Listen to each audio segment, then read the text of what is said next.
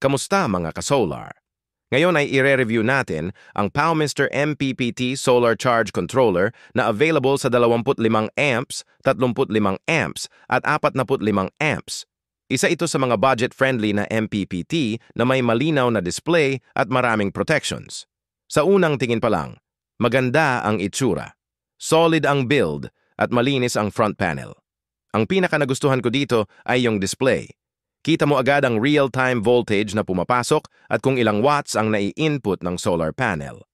Para sa monitoring, malaking bagay ito dahil agad mong malalaman kung gaano kalakas ang araw at kung gumagana ng tama ang solar system mo.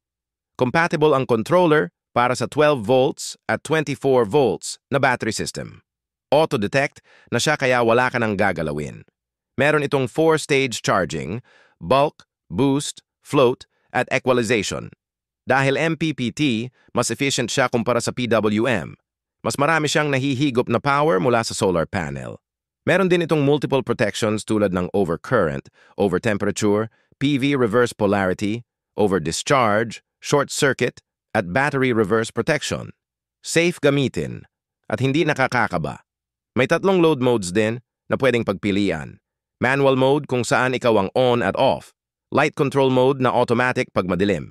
At light plus timer mode para sa mga street light style setup. Sa actual na observation ko, maganda talaga siya dahil live mong nakikita yung voltage at watts na pumapasok. Mas madali ang troubleshooting. Mas madali rin malaman kung underperforming ang solar panel mo kapag maulap. Simple lang din ang installation. Panel papunta sa controller, controller papunta sa battery. Pwede ka pang mag-connect ng DC load at inverter kung kailangan mo. Ang verdict ko, sulit ito.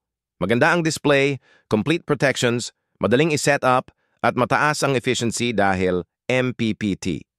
Para sa presyo niya, panalo na para sa small to medium solar setups.